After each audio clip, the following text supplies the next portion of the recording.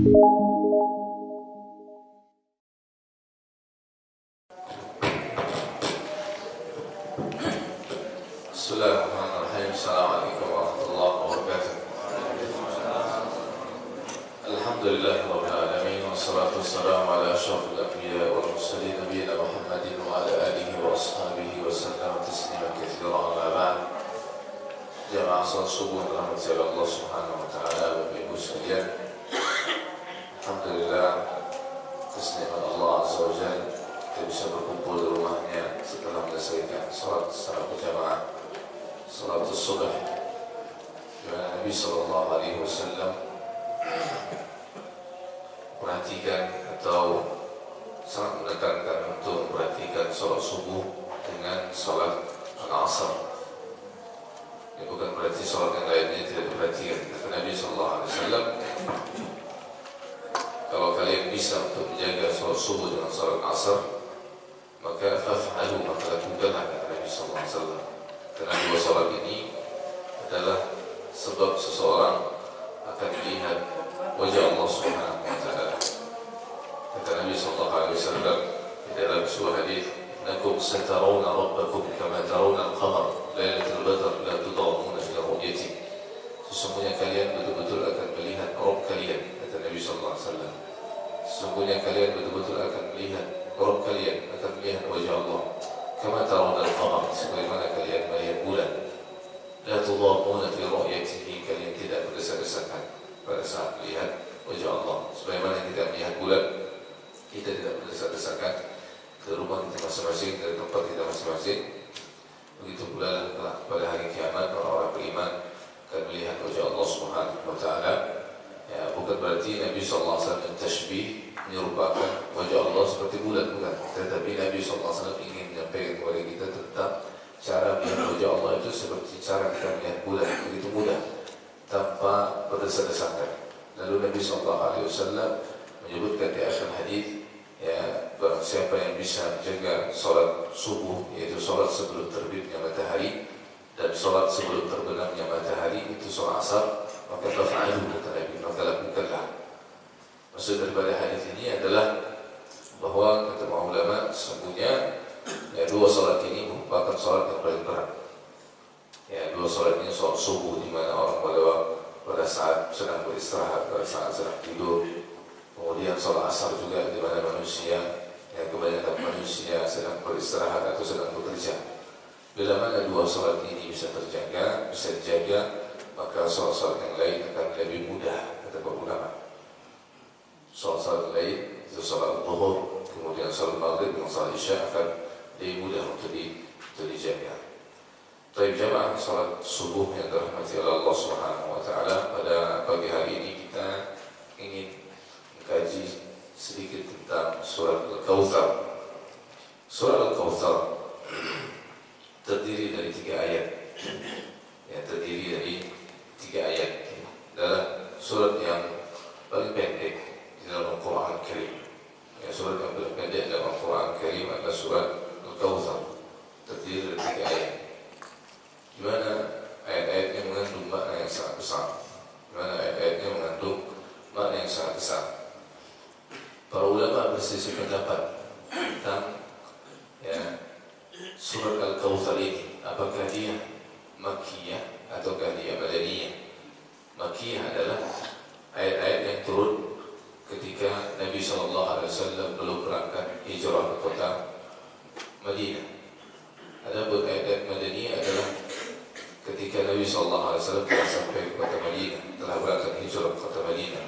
Walaupun ayat-ayat tersebut turun di kota Makkah, tetapi setelah beliau hijrah, maka ayat tersebut walaupun turun di kota Makkah tetap dikatakan ayat-ayat Madaniyah.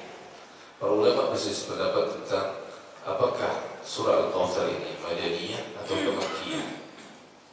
Istilah para ulama.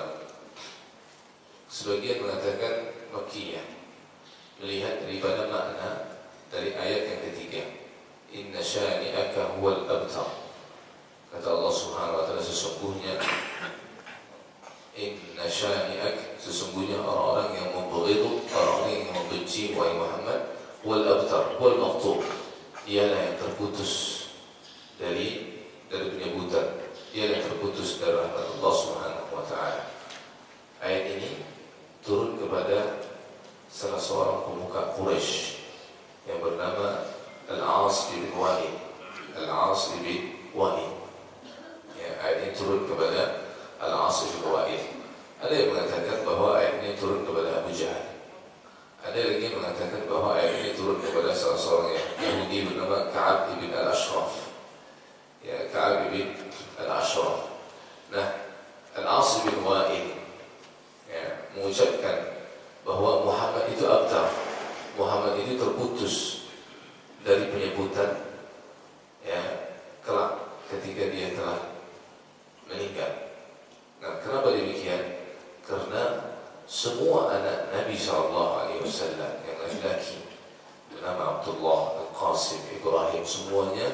meninggal dalam kondisi apa?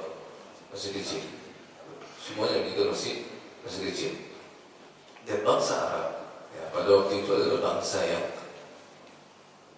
at-tafakhur bin nasab, bangsa yang amat sangat memperhatikan nasab, sangat berbangga dengan nasab. Ya, makanya kita melihat orang Arab itu adalah orang-orang yang menghafal nasab. Ya, orang yang menghafal nasab, fulan ibn fulan ibn fulan ibn fulan sampai kakek yang kelima ke 10 pun dia masih hafal. Kalau kita nggak hafal ya, nggak ada yang hafal. Bahkan kakek kita nggak lupa gitu namanya siapa gitu ya. Orang Arab ya adalah orang yang tafakhur bil ansab.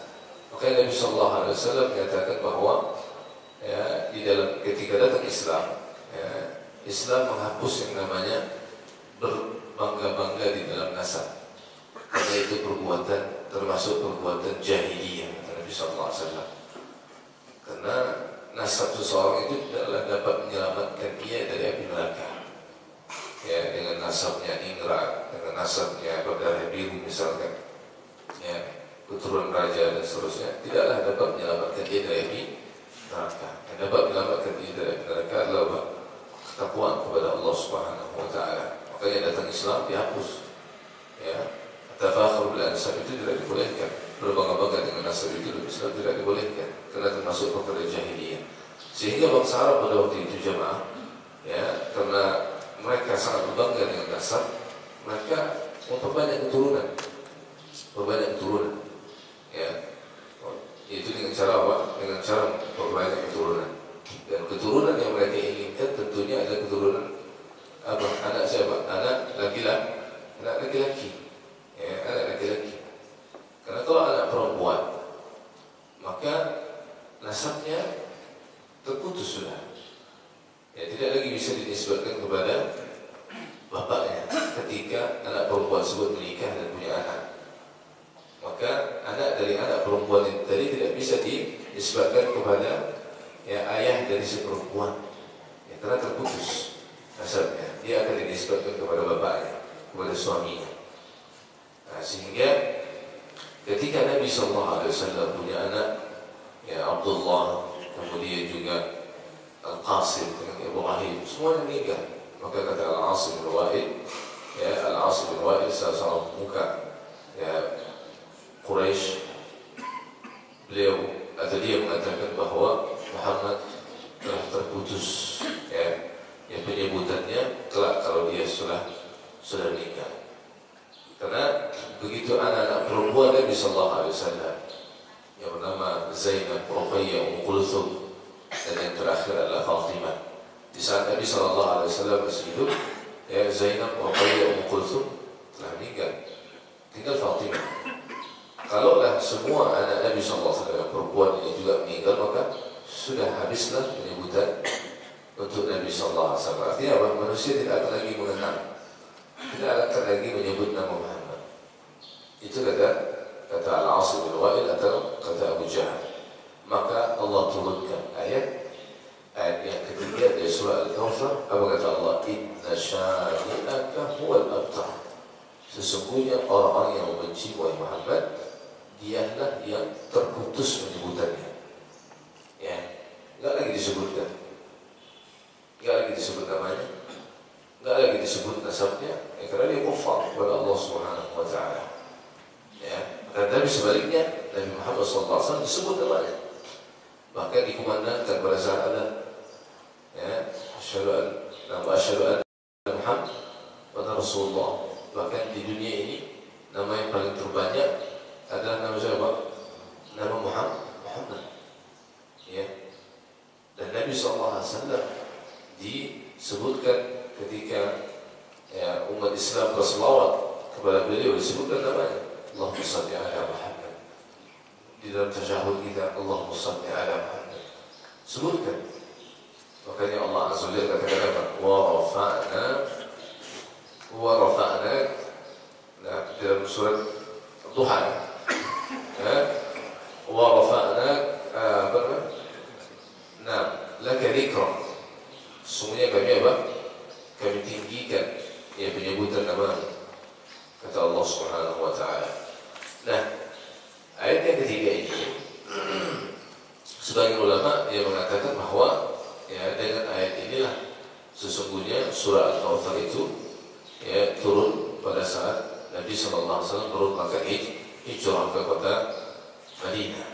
Ya, maka dia disebut dengan Makkiyah. Tapi ulama yang lain yang mengatakan bahwa ayat ini atau surah ini adalah surah Madaniyah. Kenapa? Karena dilihat dari ayat yang kedua. Ayat yang kedua bunyi apa? Fashalli li rabbika wanhar. Maka salatlah ya kepada Tuhan wahai Muhammad dan menyembelihlah. Syariat menyembelih itu kapan terjadinya? Setelah Nabi SAW hijrah ke kota Madinah, yaitu pada saat Hajjatul Wada.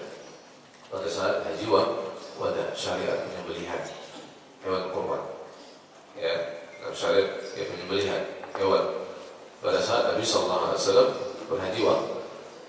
Sehingga ulama yang kedua mengatakan apa? Bahwa ayat ini adalah ayat Madaniyah, bukan ayat Makkiyah. Allah Ta'ala yang jelas kita tidak perlu memperdebatkan atau memperpanjang, mempersoalkan apakah dia Makkiyah atau Madaniyah. Yang paling penting bagi kita adalah bagaimana kita ingin memahami makna dari 3 ayat dalam surat Al-Kautsar. Baik, jemaah salat subuh yang dirahmati oleh Allah Subhanahu wa taala, kita baca ayat ini. Kemudian setelah kita baca sama-sama, kemudian kita mencoba untuk memahami maknanya. A'udzu billahi minasy syaithanir rajim.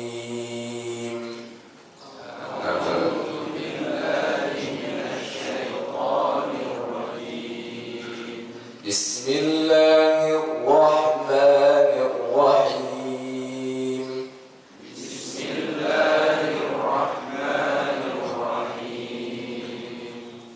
Inna a'tainakal kautsar.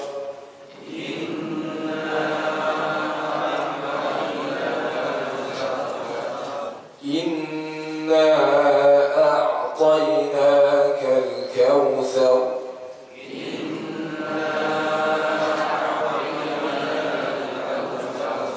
فصل لربك وانحر.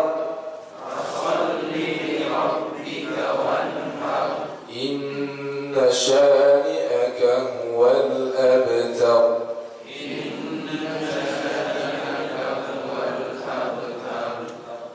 Baik, jemaah yang dirahmati oleh Allah Subhanahu wa taala, ayat yang pertama setelah kita mengucapkan ta'awudz kepada Allah, berlindung kepada Allah dari godaan syaitan yang terkutuk, kemudian kita mengucapkan bismillah, mengucapkan dengan menyebut nama Allah Subhanahu wa taala ketika membaca ayat ini Ar-Rahman Ar-Rahim. Maka ayat yang pertama Allah Subhanahu wa taala berfirman, Inna a'tainaka al-kautsar.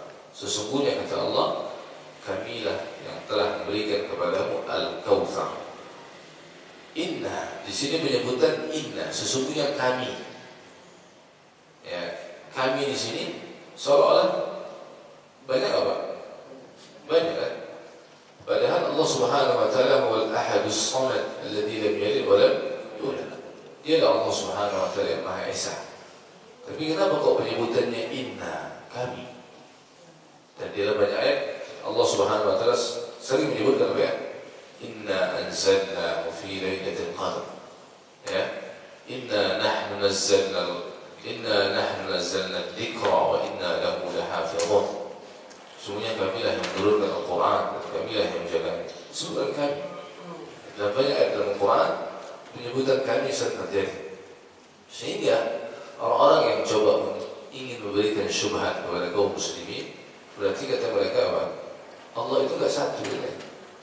Karena Allah menyebutkan kadang-kadang dengan penyebutan huwa Allah kan gitu. Dialah Allah beri satu kan gitu. Tapi di sisi lain Allah kadang-kadang menyebutkan inna, sungguhnya kami. Apa maksudnya Pak? Kata para ulama, ketika disebutkan kami inna, sesungguhnya kami, dia menunjukkan bahwa litta'zim, untuk betul apa? Pengagungan, untuk betul ya penghormatan, untuk betul Nah, pengagungan kepada Allah Subhanahu wa taala. Nah, pemuliaan kepada Allah Azza wa Jalla, ta'zim. Ya, bahwa inna, sungguhnya kami, kata Allah Azza wa Jalla. Kami di sini maksudnya ya Allah Tabaraka wa taala. Inna a'tainaka, sesungguhnya kami telah memberikan kepadamu. Kami telah memberikan kepadamu. Di dalam ayat ini atau dalam lafaz a'tainak, ya, bentuknya apa? Bentuknya fi'il madhi atau fi'il mudhari, Pak? Fi'il madhi. Kalau fi'il madhi berarti apa? Kami telah memberikan kepada wahai Muhammad. Telah memberikan. Padahal ya, tidak semua telah diberikan oleh Allah Subhanahu wa taala. Ada sebagian yang belum diberikan oleh Allah Azza wa Jalla. Terus kenapa kok didatangkan dengan lafaz madhi? Ya, dalam Al-Qur'an kadang-kadang atau dalam bahasa Arab kadang-kadang penyebutan lafaz madhi itu gunanya untuk lil mustaqbal, untuk yang terjadi, yang akan datang. Jadi tidak mesti fi'il madhi itu fi'il kata kerja telah lampau, tidak mesti maknanya apa? Semua pekerjaan itu telah dikerjakan. Ya, bisa jadi yang akan dikerjakan. Dia tujuannya untuk litta'kid, untuk littahaqquq, untuk mengatakan bahwa sungguh kami benar-benar ya telah memberikan atau akan memberikan kepada kamu. Seperti contoh misalkan ketika kita mendengarkan qomat. Apa? Nah, lafaz qomat apa? Qad qamatis shalah. Qad qamatis shalah. Apakah maknanya telah ditegakkan salat atau akan ditegakkan salat? Akan ditegakkan salat, tapi dengan menggunakan lafaz madhi. Qad qamatis shalah. Telah ditegakkan. Ya. Maksudnya ini qad qamatis shalah litahaqquq, untuk mengatakan bahwa betul-betul ini akan ditegakkan, gitu maksudnya. Ya, betul-betul akan ditegakkan, bukan telah ditegakkan. Padahal kita belum melaksanakan salat, baru mau qomat atau baru ya, sedang dilaksanakan qomat. Begitu juga inna a'tainaka, sesungguhnya kami wahai Muhammad memberikan kepadamu al-kautsar. Apa al-kautsar? Ya, al-kautsar adalah dua maknanya. Ya, dua maknanya. Al-kautsar bisa bermakna nahrun fil jannah atau haudun fil jannah, bisa bermakna sungai di dalam surga. Itu al-kautsar. Ya. Bisa bermakna apa? Sungai di dalam surga. Ya. Ini makna yang pertama. Sebagian lain para ulama itu mengatakan apa? Haudun fil jannah. Itu apa? Ya, telaga Nabi sallallahu alaihi wasallam dalam surga. Atau makna yang kedua adalah al-kautsar di sini bermakna asy-syai'ul katsir, sesuatu yang sangat banyak, sesuatu yang sangat banyak, sebagaimana penafsiran Abdullah bin Abbas. Ya, kalau kita terjemahkan, sesungguhnya kami telah memberikan kepadamu wahai Muhammad asy-syai'ul katsir, sesuatu yang sangat banyak. Di antara sesuatu yang sangat banyak tersebut, kata Abdullah bin Abbas, termasuk di dalamnya adalah apa? Al-kautsar, yaitu nahrun fil jannah, sungai di dalam surga. Jadi pendapat yang kedua, makna al-kautsar ini lebih luas. Kalau pendapat yang pertama, makna al-kautsar ini hanya sungai di dalam surga. Tapi kalau pendapat yang kedua, pendapat Abdullah bin Abbas, ya, al-kautsar adalah ya apa namanya? Sighah mubalaghah dari asy-syai'ul katsir. Ya. Yaitu sesuatu yang sangat banyak yang Allah Azza wa Jalla berikan kepada Nabi kita Muhammad sallallahu alaihi wasallam, dan termasuk di dalamnya sesuatu yang diberikan oleh Allah Azza wa Jalla kepada Nabi adalah apa? Telaga Kautsarnya Nabi sallallahu alaihi wasallam di dalam surga. Apa yang diberikan oleh Allah Subhanahu wa taala, sesuatu yang sangat banyak, banyak sekali. Di antaranya sebut dalam sebuah hadis yang diriwayatkan oleh Imam Al-Bukhari. Kata Nabi sallallahu alaihi wasallam, "Utitu khamsan lam yu'tahunna ahadun min al-anbiya'i qabli." Aku diberikan oleh Allah Subhanahu wa taala 5 perkara, di mana 5 perkara ini kata Nabi belum pernah diberikan kepada nabi-nabi sebelum aku, kata Nabi sallallahu alaihi wasallam. Yang pertama apa? Nabi diberikan nusirtu bil-ra'b masirata syahr. Aku ditolong oleh Allah Azza wa Jalla, ya. Aku ditolong oleh Allah Subhanahu wa taala dengan ditancapkan rasa takut ke dalam dada-dada orang kafir selama perjalanan 1 bulan lamanya. Jadi Nabi ini belum lagi berangkat memerangi orang kafir, ya, masih perjalanan 1 bulan lamanya, orang kafir itu sudah takut duluan, Pak. Ya, ketika tahu Nabi akan datang memerangi mereka, ya, selama 1 bulan perjalanan mereka sudah takut duluan. Dibuat hati mereka takut oleh Allah SWT. Ini yang pemberian Allah kepada Nabi. Nusirtu birra masirtu syar. Aku ditolong oleh Allah dengan ditajamkan rasa takut ke dalam hati orang kafir selama berjalan 1 bulan lamanya. Yang pertama dan yang kedua, wajuhil lil ardu masjidan wa tahura. Dan dijadikan untukmu, kata Nabi sallallahu alaihi wasallam, ya, apa? Bumi ini sebagai masjid, sebagai tempat untuk bersujud. Dimanapun kita mau sujud, Bapak Ibu sekalian, kalau sudah masuk waktu sholat, kalau kita nggak dapat di masjid, dimanapun kita mau sujud bisa nggak? Bisa, kecuali apa? Kecuali tempat-tempat najis yang tidak dibolehkan. Ya, dimanapun kita mau sujud boleh. Ini menunjukkan syariat Islam itu begitu mudah. Untuk menjalankan syariat itu begitu gampang. Terkhusus untuk menjalankan sholat waktu dimanapun kita bisa. Selama sudah masuk waktunya, kita jauh dari masjid misalkan, kita sedang berada di sawah misalkan, atau kita sedang berada di gunung, atau kita sedang berada di hutan misalkan, atau kita berada di padang Sahara, sudah masuk waktu sholat, kita laksanakan sholat. Bagi umat Muhammad SAW, bumi itu menjadi suci untuk dijadikan tempat sujud. Nah ini Allah berikan kepada Nabi Muhammad SAW yang kedua. Ya, maka kata Nabi, فَأَيُّمَا رَجُلَ مِنْ أُمَّتِي أَدْرَكَهُ الصَّلَاةَ فَلْيُصَلِّ. Maka siapa saja dari umatku, kata Nabi, yang telah masuk waktu sholat, dia mendapati waktu sholat telah masuk, maka hendaklah dia sholat. Di mana saja dia bisa sujud. Kemudian yang ketiga, Nabi Allah memberikan kepada Nabi wa utitu syafa'ah. Aku diberikan syafaat untuk berikan syafaat. Ya, syafaat itu Bapak Ibu sekalian ada dua. Ada syafa'atul khassah, ada syafa'atul 'ammah. Syafaat yang khusus hanya untuk Nabi. Ya, di antaranya syafaat khusus hanya dimiliki oleh Nabi. Nabi memberikan syafaat kepada paman yang bernama Abu Thalib untuk diringankan apa? Diringankan adabnya oleh Allah Subhanahu wa taala. Diringankan adabnya oleh Allah Subhanahu wa taala. Yang kedua apa? Syafaat ya pada waktu ya dikumpulkannya manusia di padang mahsyar. Dikumpulkannya manusia di padang mahsyar, di mana manusia datang kepada Nabi Allah Adam minta syafaat. Syafaat itu pertolongan, minta pertolongan.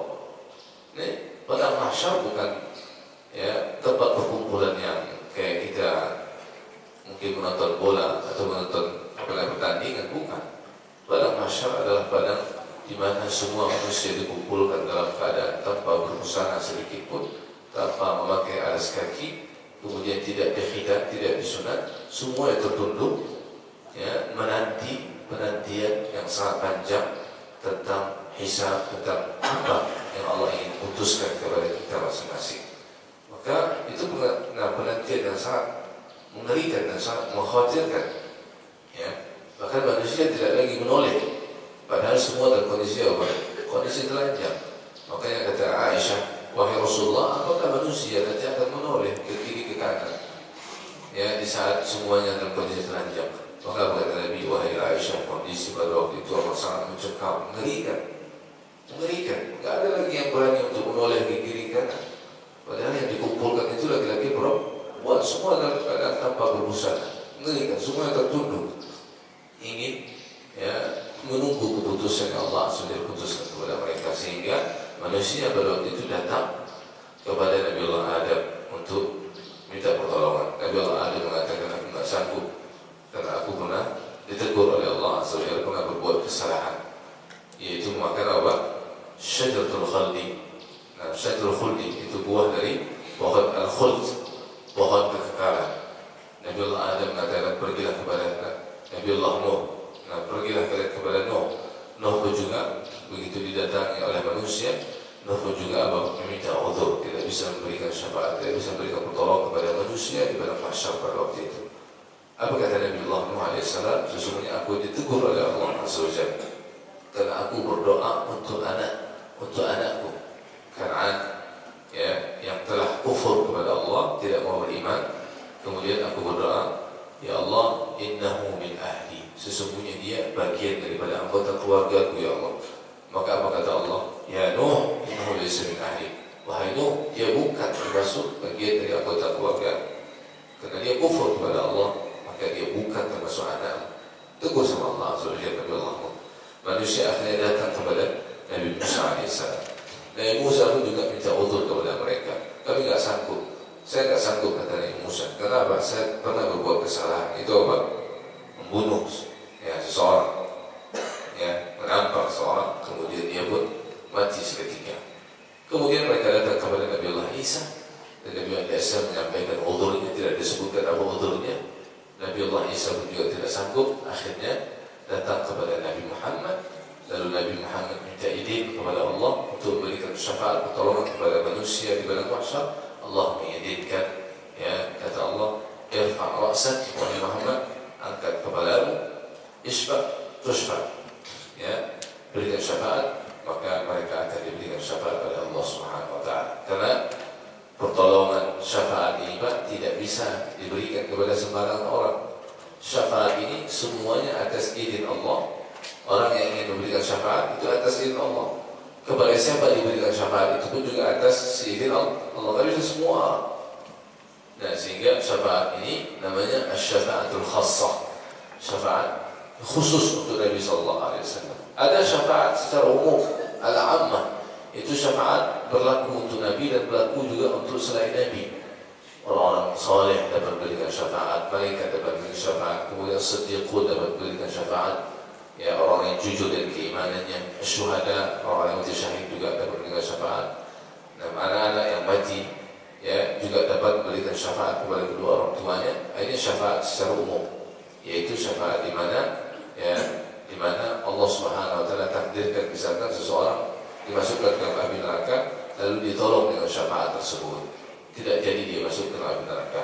Atau orang yang sudah masuk ke dalam api neraka ditolong dengan syafaat tersebut, diangkat dan dimasukkan ke dalam surga Allah Subhanahu wa taala. Baik.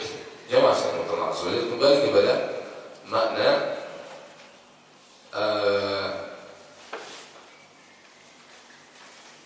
ya. Nah, pemberian Allah Subhanahu wa taala tadi, nah, selain daripada syafaat, kemudian apa? Yang keempat, yaitu dihalalkan untuk Nabi sallallahu alaihi wasallam harta rampasan dan harta rampasan perang. Dan yang kelima adalah kata Nabi sallallahu alaihi wasallam, aku diutus untuk semua umat manusia. Sementara nabi-nabi terdahulu diutus hanya untuk kaumnya masing-masing. Ini ada 5 di antara yang pemberian Allah Subhanahu wa taala. Nah, kembali kepada kita, kembali kepada makna dari surat Al-Kautsar, itu ayat yang pertama, inna a'tainaka al-kautsar, sesungguhnya kami telah memberikan kepada Muhammad Al-Kautsar. Itu pemberian yang banyak berdasarkan pendapat Abdullah bin Abbas. Ya, pemberian yang sangat banyak. Ya, nah, di antara tadi 5 yang sudah kita sebutkan. Ya, 5 yang sudah kita sebutkan pemberian kepada Nabi kita Muhammad SAW, pemberian dari Allah yang sangat banyak. Di antara pemberian Allah Azza wa Jalla adalah telaga Kautsar, itu nahrul fil jannah, sungai di dalam surga atau telaga, ya, di dalam surga. Disebutkan dalam sebuah hadis. Ya, disebutkan dalam sebuah hadis. Atau, nah, saya bacakan hadis yang diriwayatkan oleh Imam Ahmad. Nah, terlebih dahulu sebelum saya bacakan hadis yang diriwayatkan oleh Imam Bukhari. Kata Anas bin Malik. Nah, ini juga yang menjadikan sebagian para ulama mengatakan bahwa surah Al-Kautsar ini turun kepada Nabi pada saat Nabi berada di kota Madinah. Mengapa kata para ulama? Karena ada riwayat hadis yang diriwayatkan oleh Imam Ahmad. Hadis ini diceritakan oleh Anas bin Malik. Anas bin Malik ini adalah salah seorang sahabat Nabi yang tinggal di mana, Pak? Di kota Madinah. Dia termasuk sahabat Ansar, tinggal di kota Madinah. Dia enggak ke Mekah. Ya, nah, Anas bin Malik sebagai pembantu Rasulullah SAW hampir 10 tahun namanya, Beliau di kota Madinah dan beliau meriwayatkan hadis ini, sehingga sebagian ulama mengatakan bahwa surah Al-Kautsar adalah surah Madaniyah. Apa kata Anas? Aghfa Rasulullah sallallahu alaihi wasallam irfa'atan.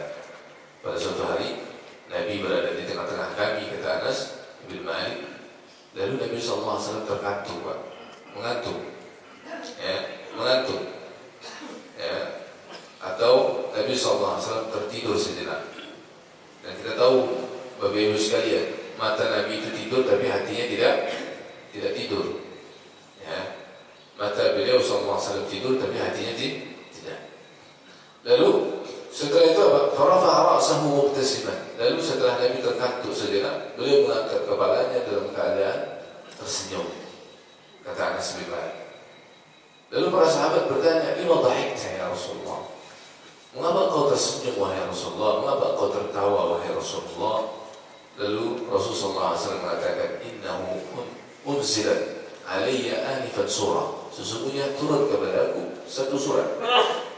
Ya, turun kepada aku, kata Nabi, satu surat. Lalu Nabi SAW membaca surat tersebut, Bismillahirrahmanirrahim, Inna a'tainakal kautsar, sampai habis. Ya. Lalu Nabi SAW bertanya kepada para sahabat, Hal tadruna mal kautsar? Apakah kalian tahu apa al-kautsar itu? Qalu Allah wa rasuluhu a'lam. Para sahabat menjawab, Allah dan Rasulnya lebih mengetahui ya Rasulullah. Lalu Nabi SAW menjawab. Beliau bertanya kepada para sahabat tidak tahu jawabannya. Lalu Nabi SAW kasih informasi kepada para sahabat, apa makna al-kautsar?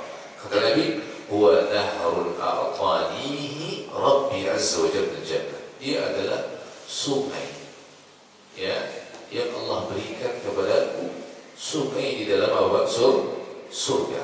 Yang Rabbku berikan kepadaku, ya, sungai di dalam surga. Alaihi khair kathir. Ya, di dalamnya atau di atasnya banyak sekali kebaikan. Taridu alaihi ummati yaumil qiyamah.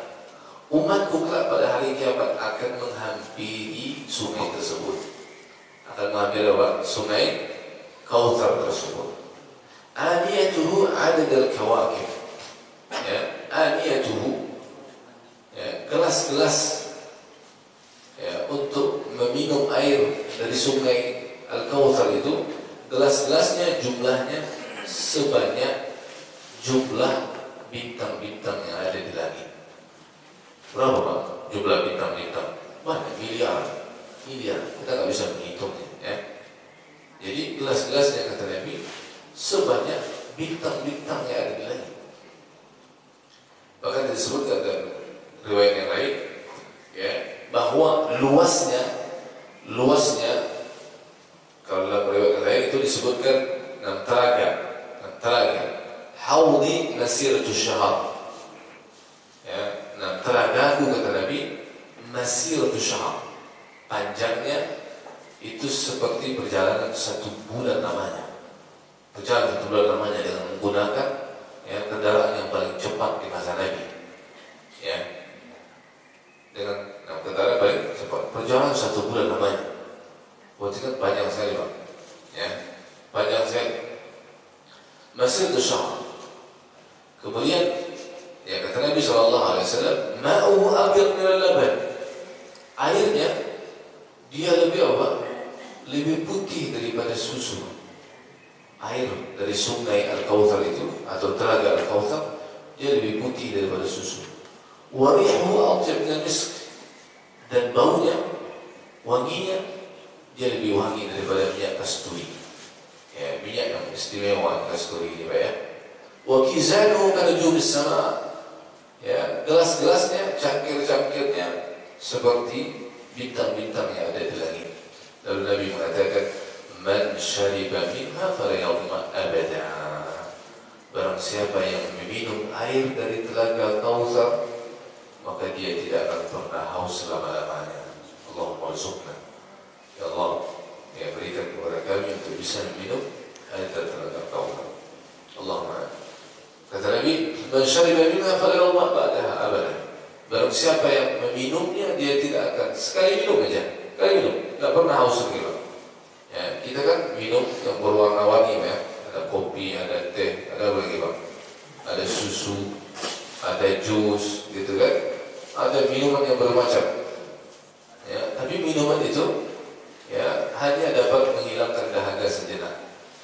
Selepas itu nanti kita haus lagi.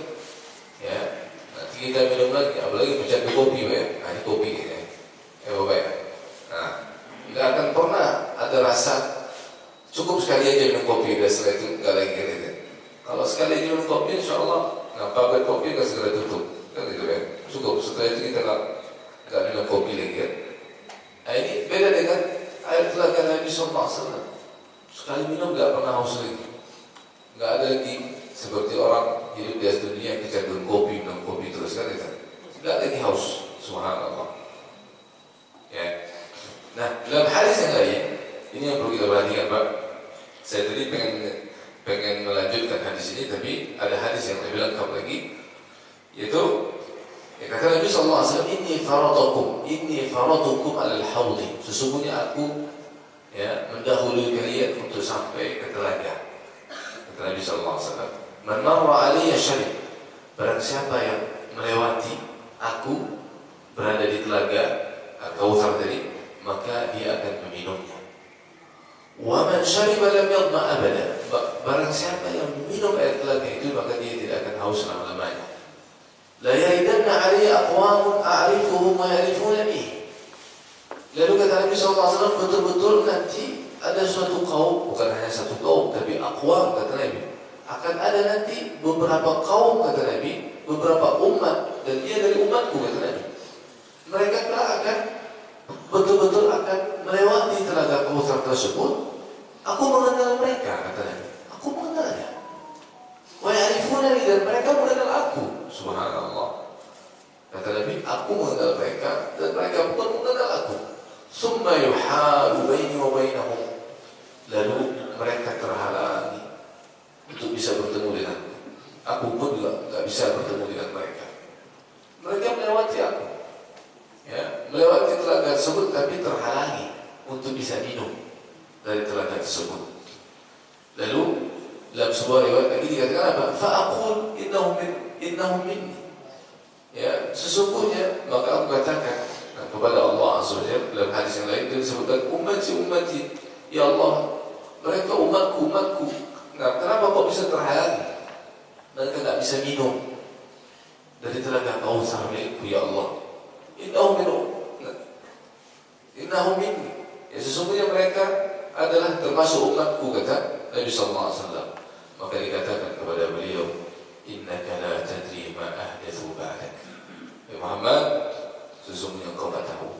La tadri, kau tak tahu apa yang mereka perbuat, apa yang mereka ada-adakan setelah kau wafat. Ya, apa yang diadakan sama mereka kau tak tahu. Ya, setelah kau wafat, ya, mereka mengada-adakan sesuatu yang baru. Dalam apa, Pak? Dalam syariat. Ini Bapak Ibu sekalian Allah Azza wa Jalla. Ya, dalam hadis ini, yukhtarajul 'abdu minhum fa'aqul. Hamba tersebut diseret, dikeluarkan. Ya, dari telaga tersebut. Ya, lalu aku katakan kepada Allah, ya Rabb, wahai Rabbku, innahu min ummati, sesungguhnya mereka adalah dari umatku, dari golongan umatku. Lalu dikatakan kepada Nabi, innaka la tadri ma ahdatsu ba'dak. Wahai Muhammad, engkau tak tahu apa yang mereka perbuat setelah engkau wafat. Engkau tak tahu apa yang mereka kerjakan, apa yang mereka buat ya di dalam syariat. Itu dengan cara apa? Dengan menambah syariat Allah Subhanahu wa taala, syariat Nabi, dengan mengurang-urangi syariat Nabi. Maka Allah kata Nabi, suhqan liman ghayyara ba'di. Binasalah, hancurlah kata Nabi, liman ghayyar, barang siapa yang ubah syariat setelah peninggalanku.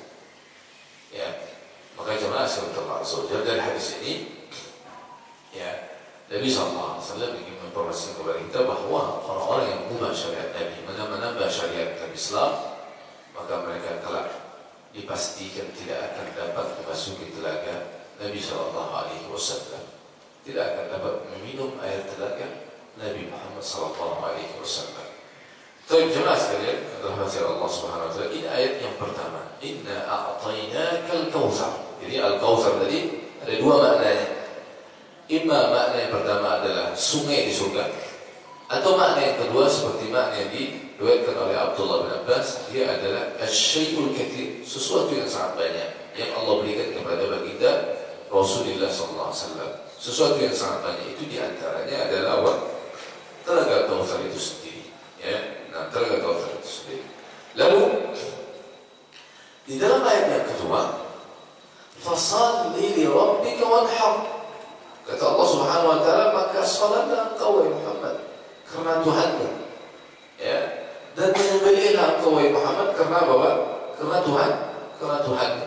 Jadi, ya, bentuk rasa syukur Nabi Muhammad sallallahu alaihi wasallam dan umatnya, di mana Nabi sallallahu alaihi wasallam diberikan oleh Allah Subhanahu wa taala sesuatu yang sangat banyak. Di ayat yang pertama, bentuk rasa syukurnya dengan apa?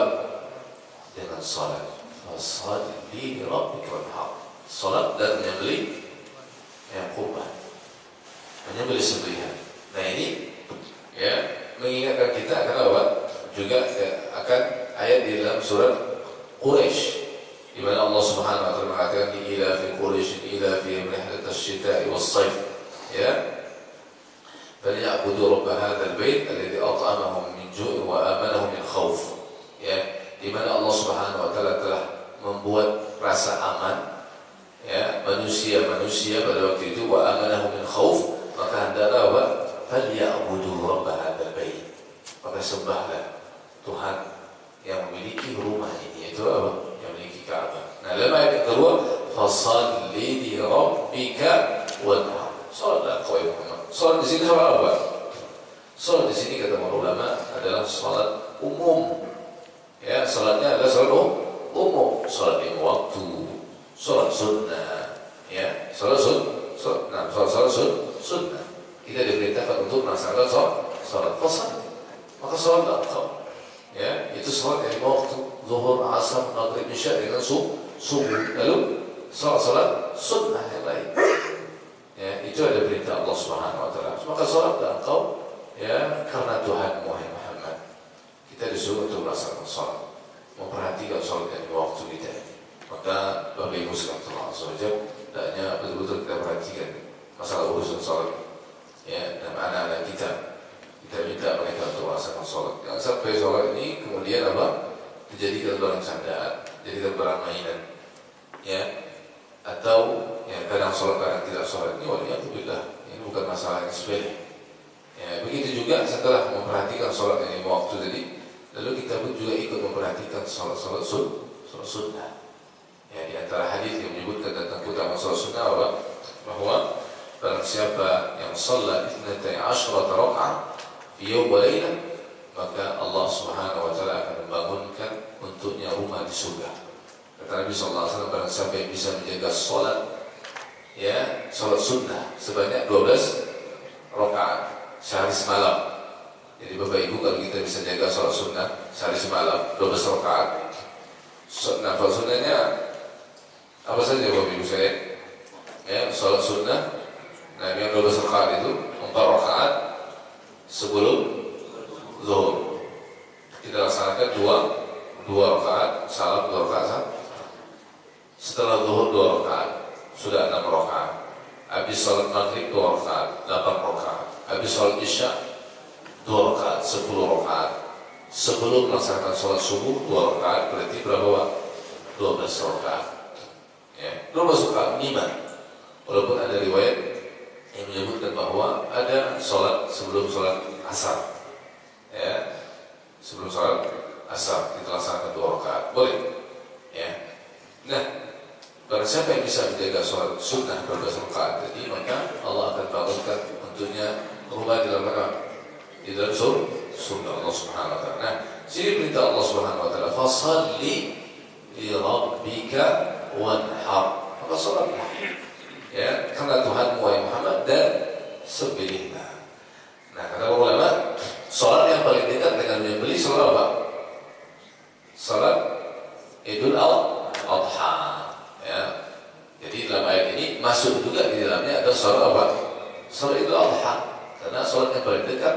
ya setelah sholat lalu kita menyembelih adalah sholat apa? Idul Adha.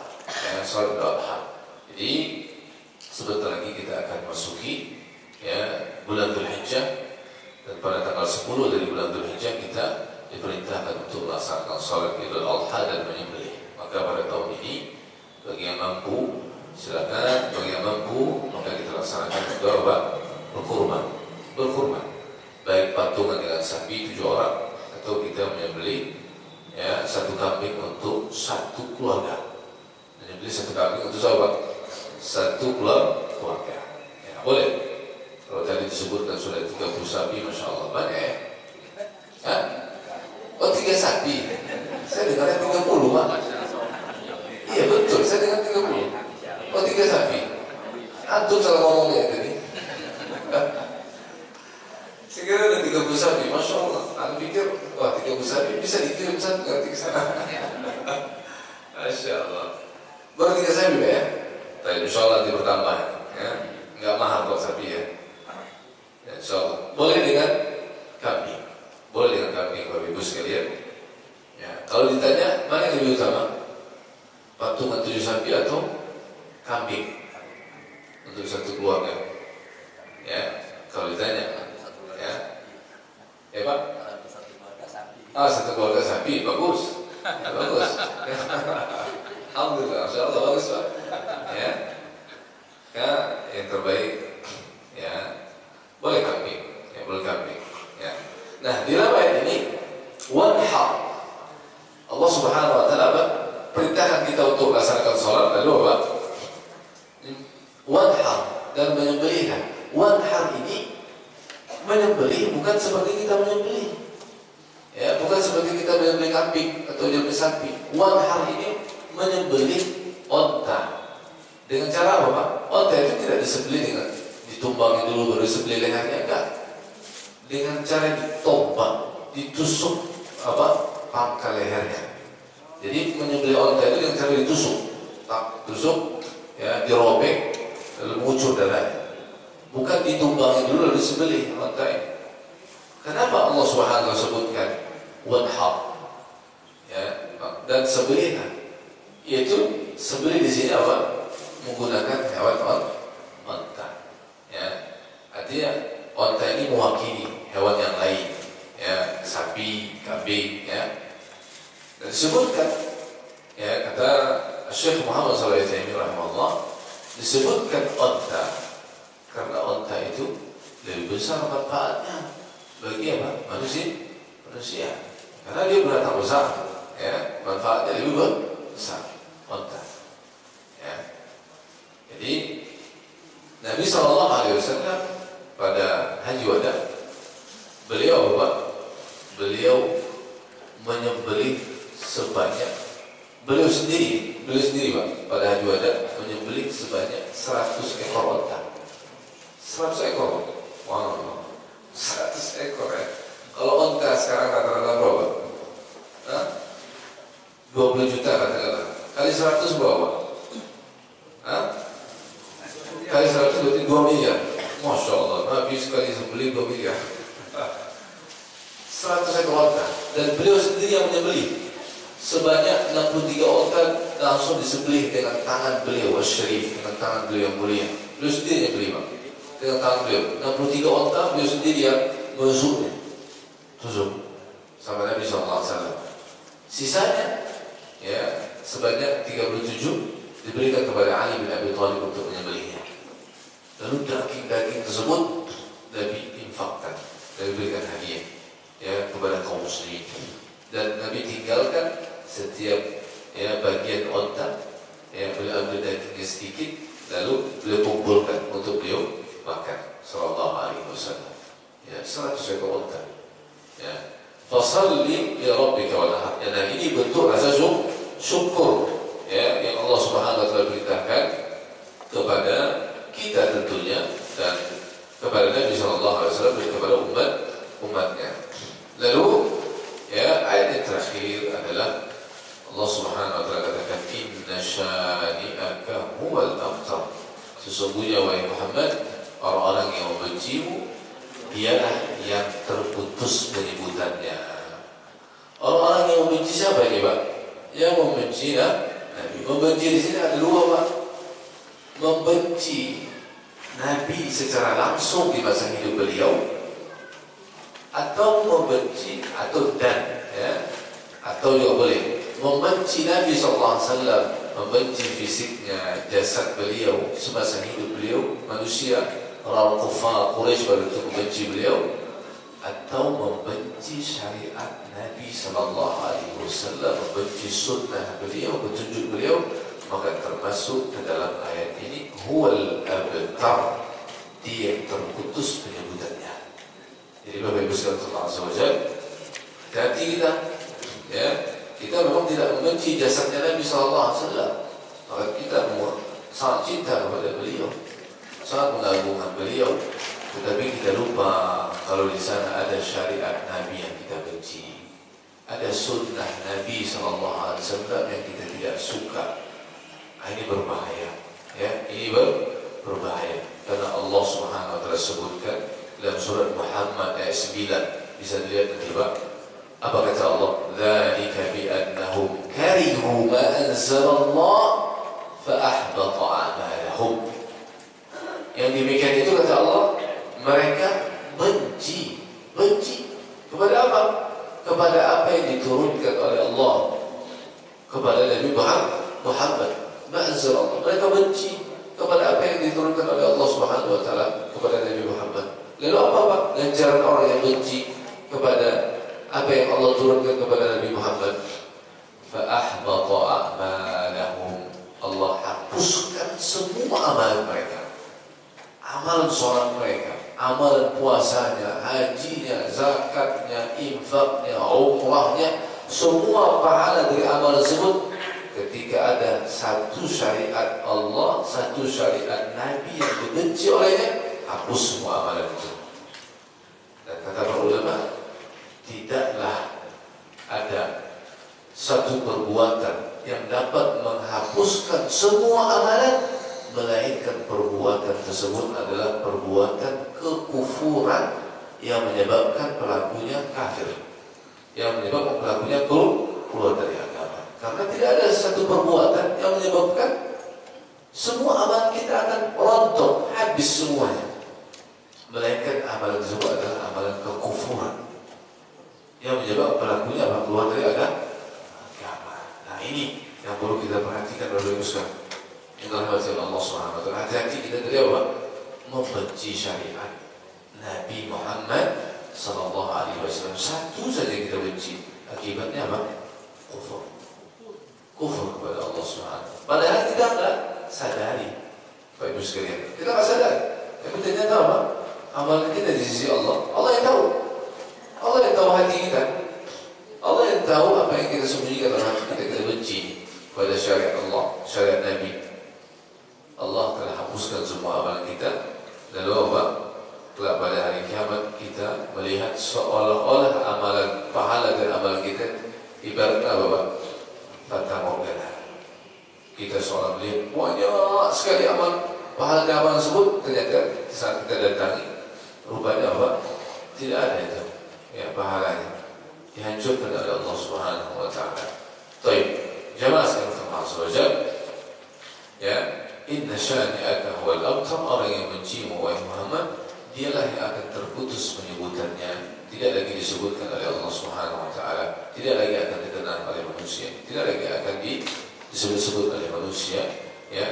Dia terputus dari rahmat Allah Subhanahu wa taala dan terputus pula dari penyebutan oleh manusia karena mereka membenci wahai Muhammad dan membenci syariat wahai Muhammad, kata Allah Subhanahu wa taala. Tapi Bapak Ibu sekalian, khulasah, ya, ringkasan daripada surat Al-Kautsar ini yang pertama bahawa sesungguhnya Nabi SAW telah diberikan oleh Allah Subhanahu wa taala pemberian yang sangat-sangat banyak. Di antaranya ada 5 yang kita sebutkan. Kemudian yang keenam adalah telaga Kautsar, di mana umatnya Nabi Muhammad SAW akan memasuki telaga Kautsar tersebut dan akan meminumnya.